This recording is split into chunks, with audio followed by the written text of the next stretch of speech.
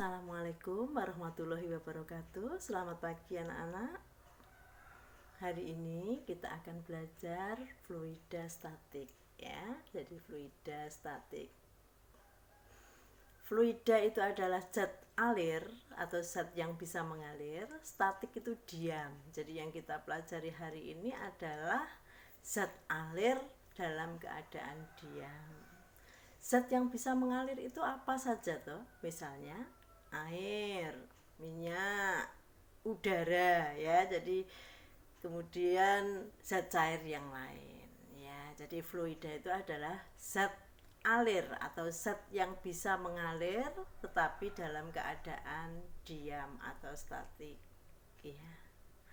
Untuk ruang lingkup yang akan kita pelajari pada fluida statik diantaranya ini adalah tekanan, kemudian tekanan hidrostatik, kemudian menentukan besarnya tekanan mutlak, kemudian menentukan besarnya tegangan permukaan zat cair, berikutnya menentukan besar kapilaritas, menentukan besar viskositas, kemudian hukum Pascal dan hukum Archimedes. Ini adalah ruang lingkup yang akan kita pelajari pada konsep fluida statik. Ya. Kemudian yang pertama anak-anak, tekanan. Ya, ini tekanan. Tekanan itu dapat kita definisikan sebagai gaya yang bekerja pada suatu benda per satuan luas bidang tersebut.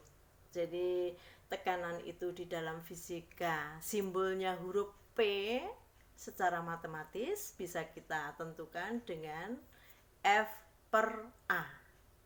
Gaya dibagi luas penampang atau luas permukaan. Tekanan satuannya Newton per meter persegi atau boleh Pascal ya. Jadi Newton per meter persegi atau Pascal itu untuk satuan tekanan secara SI atau satuan internasional ya. Jadi misalnya ada benda ini, benda terletak pada suatu lantai, berarti benda tersebut menekan lantai. Berapa besarnya tekanan? Gaya beratnya, gaya berat benda atau F-nya dibagi dengan luas penampang dari benda tersebut. Itu untuk menentukan tekanan. Berikutnya yang kedua, menentukan tekanan hidrostatik. Tekanan hidrostatik itu adalah tekanan zat atau tekanan zat cair yang disebabkan oleh berat zat cair itu sendiri. Ya. Untuk nilai besarnya tekanan hidrostatik bagaimana? Diberi simbol huruf pH, nilainya sama dengan Rho kali G kali H. Di mana Rho itu adalah massa jenis zat cair, satuannya kilogram per meter kubik, sedangkan G itu adalah percepatan gravitasi bumi, satuannya meter per sekon kuadrat. Nilainya boleh 10 meter per sekon kuadrat atau yang mendekati bisa 9,8 ya.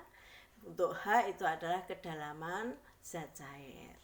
Jadi misalnya tekanan hidrostatik pada suatu zat cair dalam keadaan diam, hanya itu, H itu ketinggian benda diukur dari permukaan zat cair. Jadi H itu adalah tinggi suatu benda atau kedalaman suatu benda diukur dari permukaan zat cair. Itu untuk menentukan tekanan hidrostatik, tekanan yang diakibatkan oleh zat cair dalam keadaan diam. Itu ya anak-anak. Jadi untuk menentukan tekanan itu persamaannya F per A, sedangkan tekanan hidrostatik itu bisa kita tentukan dengan Rho GH. Rho itu adalah massa jenis zat cair, semua zat cair itu mempunyai massa jenis yang berbeda. Kemudian G itu adalah percepatan gravitasi bumi, sedangkan H itu adalah ketinggian atau kedalaman suatu benda diukur dari permukaan zat cair. Itu untuk menentukan tekanan hidrostatik. Berikutnya yang ketiga, menentukan ini jika dalam suatu bejana itu berisi zat cair yang berbeda, misalnya ada P1 dan P2, P1 ketinggiannya H1, P2 ketinggiannya H2, maka jika ada benda yang ada di bawah atau di dasar bejana, berapa besarnya tekanan hidrostatik total? Nah, tekanan hidrostatik total bisa kita hitung dengan tekanan hidrostatik yang diakibatkan oleh zat cair yang pertama di atas ditambah dengan tekanan hidrostatik pada zat cair yang kedua. Yang pertama, tekanan hidrostatiknya Rho 1 GH1, sedangkan yang kedua Rho 2 GH2. Kemudian kita jumlahkan. Jadi merupakan sigma atau jumlah dari Rho GH. Itu untuk menentukan tekanan hidrostatik total. Ya, anak-anak, itu untuk menentukan besarnya tekanan hidrostatik. Ya. Berikutnya anak-anak, cara menentukan tegangan permukaan. Ini tegangan permukaan zat cair. Ini berikutnya. Apa yang dimaksud dengan tegangan permukaan? Tegangan permukaan yang terjadi karena adanya kohesi di bawah zat cair yang lebih besar daripada kohesi di permukaan zat cair, sehingga permukaan air akan cenderung mengerut dan membentuk luas permukaan sekecil mungkin. Nah, untuk tegangan permukaan zat cair itu diberi simbol huruf gamma. Gamma. Bisa dihitung, gamma sama dengan F per L. Jadi ini misalnya bukti dari di atas permukaan zat cair itu ada tegangan anak-anak. Jadi buktinya kita bisa meletakkan benda yang kecil di atas permukaan air secara pelan-pelan, maka benda tersebut dapat mengapung di atasnya. Itu buktinya bahwa di atas permukaan zat cair itu mempunyai tegangan permukaan. Nyamuk bisa berjalan di permukaan zat cair. Kemudian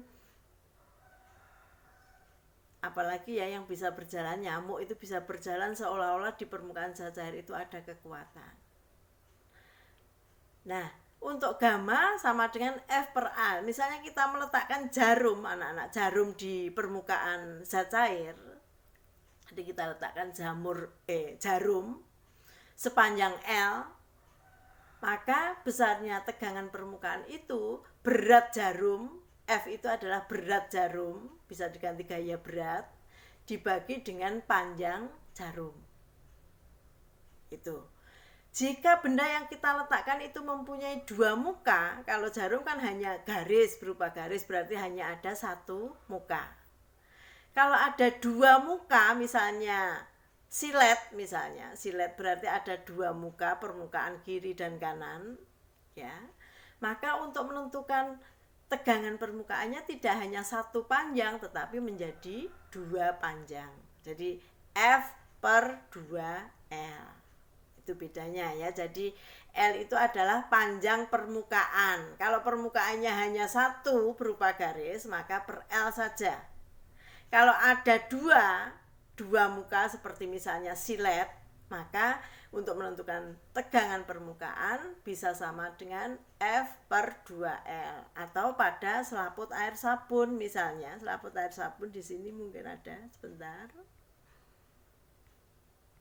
Maka untuk menentukan tegangan permukaan, ini W sama dengan gamma sama dengan F per 2L, atau F-nya bisa diganti dengan gaya berat per 2L. Ini karena ada dua muka, muka yang bagian atas dan muka yang bagian bawah. Ya, jadi itu untuk menentukan tegangan permukaan. Berikutnya tekanan mutlak anak-anak, tekanan mutlak. Jadi ini nanti kalian juga bisa menyimak di video ini, juga bisa membuka buku paketnya. Tekanan mutlak merupakan, jadi tekanan mutlak ini merupakan jumlah tekanan udara luar atau atmosfer dengan tekanan hidrostatik. Ya, jadi tekanan mutlak itu PG, kemudian tekanan atmosfer itu PO dikurangi dengan PA, atau PG itu tekanan mutlak ya anak-anak, PO itu tekanan atmosfer, kemudian PA itu adalah tekanan yang terukur berapa. Sedangkan tekanan hidrostatik merupakan tekanan terukur. Jadi tekanan hidrostatik itu adalah tekanan terukur. Bisa sama dengan PO ditambah rho GH. PO tadi tekanan mutlaknya PO ditambah rho GH ya. Jadi ini untuk menentukan tekanan hidrostatik, ini tekanan total, ini mestinya tekanan total, tekanan hidrostatiknya rho GH, kemudian PO itu tekanan udara luar ya. Jadi ini berikutnya menentukan tegangan permukaan zat cair, tadi sudah ya, itu kan sudah. Kemudian ini menentukan kapilaritas. Apa yang dimaksud dengan kapilaritas? Peristiwa naik turunnya zat cair melalui pipa kapiler, pipa sempit. Kapilaritas dipengaruhi oleh adanya gaya kohesi dan adhesi. Di mana yang dimaksud dengan gaya kohesi itu adalah gaya tarik-menarik antara molekul yang sama, kohesi. Sedangkan adhesi gaya tarik-menarik antara molekul yang berbeda. Ini peristiwa kapilaritas ini misalnya misalnya kalian punya minuman botol, kemudian minuman botolnya itu tinggal sebagian misalnya, kemudian di minuman botol itu kamu masukkan sedotan ya, maka zat cair yang ada di minuman botol itu akan masuk pada sedotan ya, akan masuk pada sedotan. Nah, kalau dalam keadaan setimbang, sudah diam, coba diamati. Kira-kira permukaan zat cair yang ada di luar sedotan dengan yang ada di dalam sedotan itu tingginya sama apa enggak? Ya, akan tidak sama ya. Kalau misalnya massa jenisnya kecil, misalnya seperti air atau teh begitu, maka di dalam sedotan zat cairnya akan lebih tinggi dibanding dengan di luar sedotan. Jadi itu peristiwa naiknya zat cair melalui celah sempit. Itu. Kemudian kalau misalnya zat cair itu mempunyai massa jenis yang lebih besar misalnya air raksa begitu, diberikan pipa di dalamnya, maka zat cair di dalam pipa akan lebih rendah dibanding dengan yang ada di dalam pipa. Itu berarti peristiwa turun, kapilaritas turun. Jadi peristiwa naik turunnya zat cair melalui celah sempit itu disebut dengan peristiwa kapilaritas. Ya. Kalau tinggi, misalnya lebih tinggi, beda tingginya berapa? Itu bisa diberi simbol huruf H. Kalau lebih rendah, beda rendahnya berapa? Itu juga H. Ya, jadi H di sini itu adalah peristiwa kapilaritas, kenaikan atau penurunan fluida yang ada di suatu celah sempit. H simbolnya. Satuannya dalam SI meter. Kemudian bisa dihitung dengan 2 gamma cos theta dibagi dengan rho GR. Di mana gamma adalah tegangan permukaan, Theta itu adalah sudut yang dibentuk antara permukaan zat cair di dalam pipa dengan dinding pipa. Sudut yang dibentuk antara permukaan zat cair yang ada di dalam pipa dan dinding pipa. Kalau kedudukannya itu hanya itu naik atau kenaikan, maka akan cenderung permukaan yang ada di dalam pipa itu cekung. Sedangkan kalau misalnya lebih rendah, maka permukaan yang ada di dalam pipa itu lebih cembung. Ya, itu. Jadi theta itu adalah sudut yang dibentuk antara permukaan zat cair di dalam pipa dengan dinding pipa.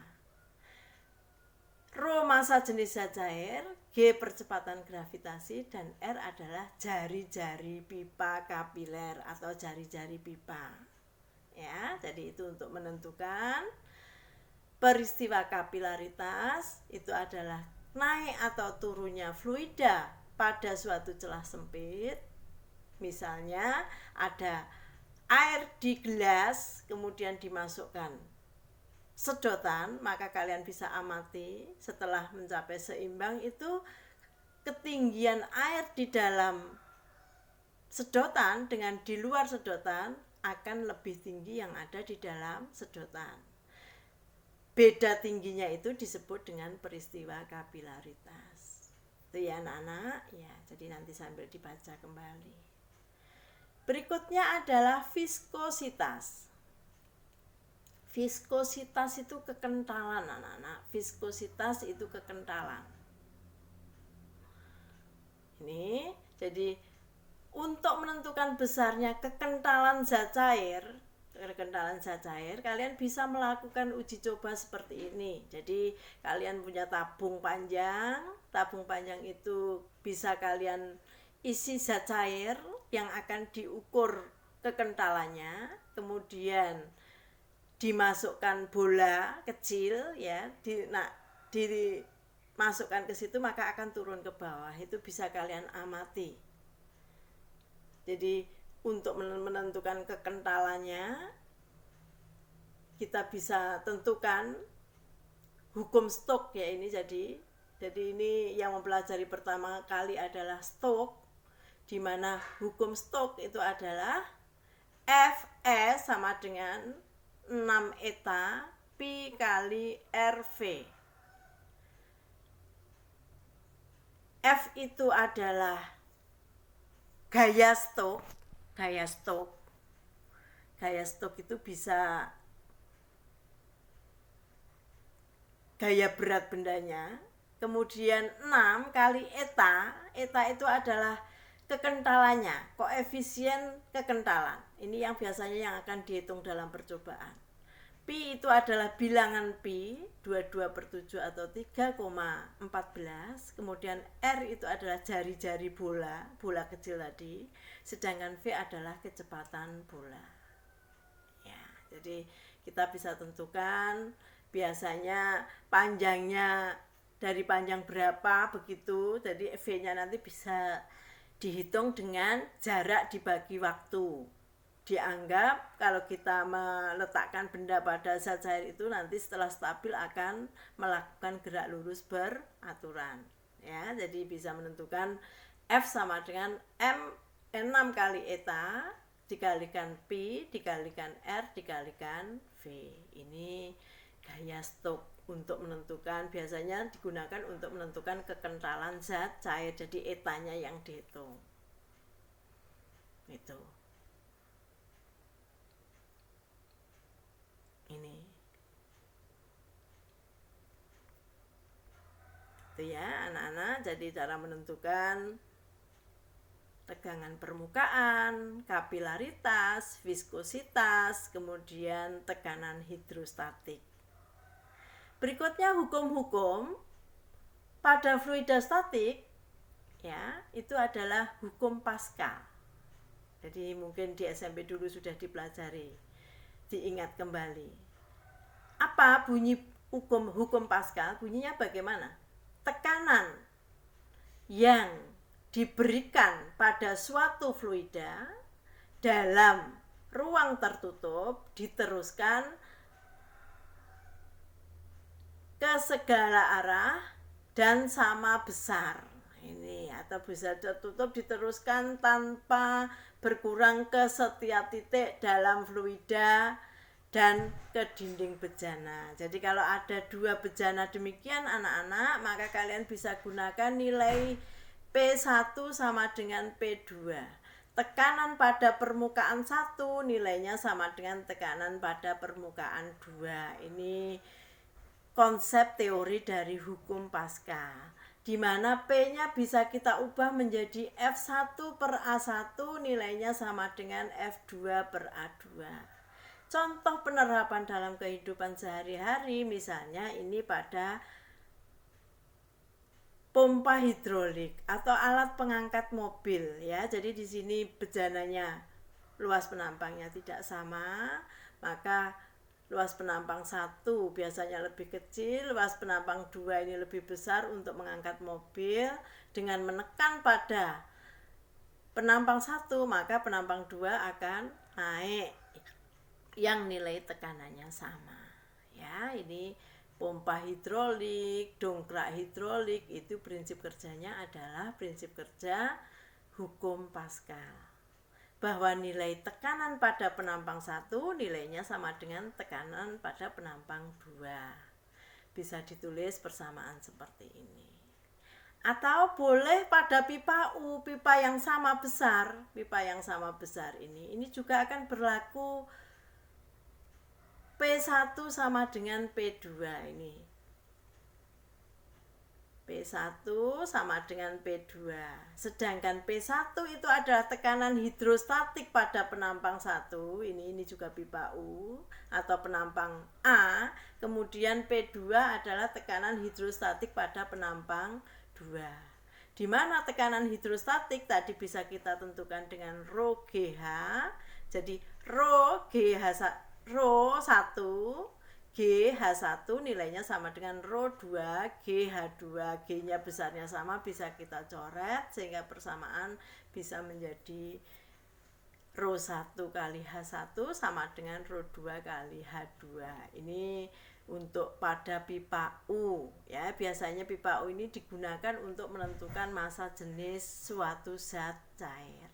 Ya, jadi nanti penerapannya kalian bisa banyak membaca ya, membaca literasi. Jadi membaca buku-buku yang terkait dengan pembelajaran hari ini. Tentunya pembahasannya akan lebih luas. Jadi karena kalian tentunya harusnya waktunya itu banyak di rumah ya, harus tetap banyak membaca. Ya, banyak membaca. Ini hukum Pascal ya anak-anak. Kemudian yang kedua hukum Archimedes anak-anak, ini Archimedes. Bunyinya bagaimana hukum Archimedes? Sebuah benda jika dicelupkan ke dalam zat cair sebagian atau seluruhnya, maka akan seolah-olah ada gaya angkat ke atas. Ya, gaya tekan ke atas. Yang nilainya sama dengan berat fluida yang dipindahkan. Ini juga untuk hukum Archimedes itu kelihatannya sederhana tetapi penerapannya banyak. Nanti harus banyak-banyak membaca, banyak-banyak berlatih.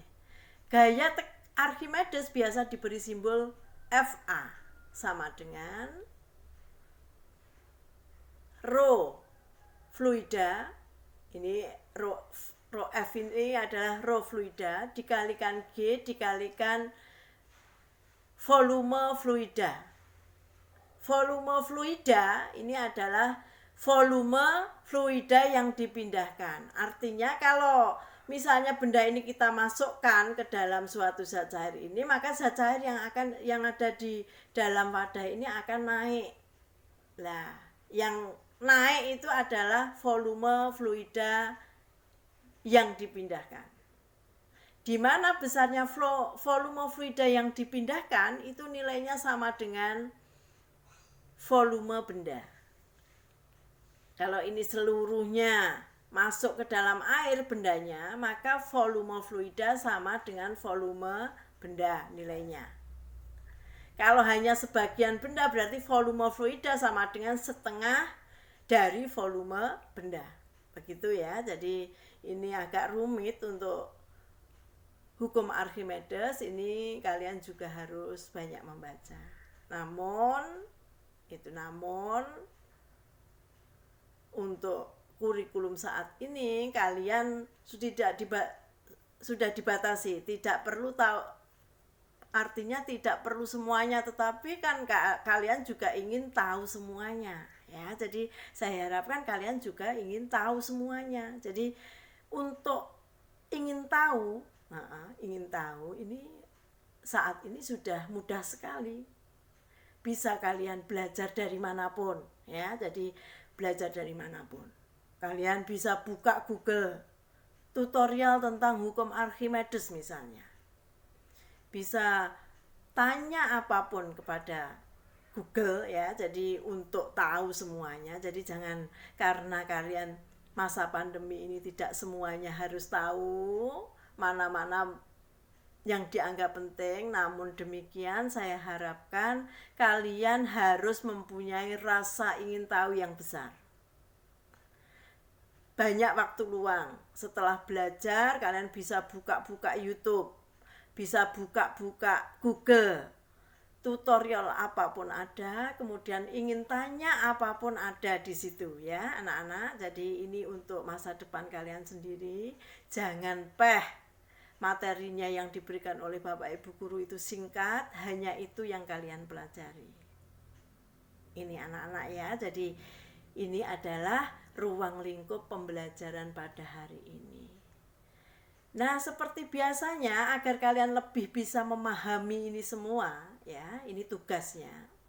Kalian harus membuat contoh permasalahan dalam kehidupan sehari-hari, contoh soal dan penyelesaiannya yang terkait dengan ini semua. Yang pertama terkait dengan tekanan permukaan, atau boleh ini dulu diurutkan dari atas ini tadi.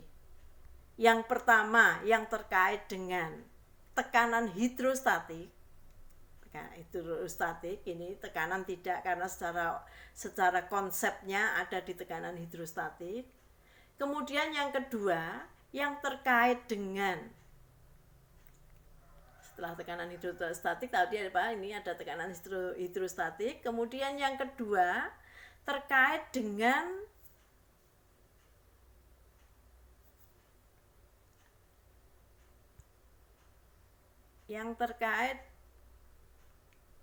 ini ya anak-anak, tekanan hidrostatik. Kemudian yang terkait dengan tegangan permukaan zat cair.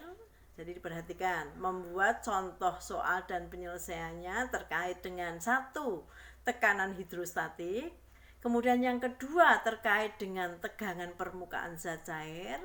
Kemudian yang ketiga terkait dengan kapilaritas. Kemudian yang keempat terkait dengan viskositas. Kemudian yang terkait dengan hukum Pascal dan hukum Archimedes. Jadi ada 6 permasalahan lengkap dengan penyelesaian. Cari masalah-masalah yang menantang yang kalian mampu memahami ya. Jadi yang menantang kalian mampu memahami bisa kalian tuliskan. Jangan lupa di atas, kanan atas ditulis, tiap lembar ditulis nama kelas ya, karena saya menemukan ada beberapa tugas yang dikumpulkan itu tulisannya sama. Nah itu saya tidak suka seperti itu. Jadi kalian harus belajar jujur, jadi menghargai orang jujur saya ya. Jadi jangan sampai pekerjaan temanmu difoto kemudian kamu masukkan, insya Allah Bu Nunung akan tahu ya. Jadi itu jangan terjadi lagi pekerjaan temannya dikumpulkan. Setiap halaman buku kanan atas ditulis nama. Dan jangan lupa tugas-tugas yang sudah kalian serahkan itu didokumentasikan ya. Jadi tetap disimpan. Suatu saat nanti kalau masuk saya akan cocokkan mulai tugas pertama sampai dengan tugas yang terakhir ya.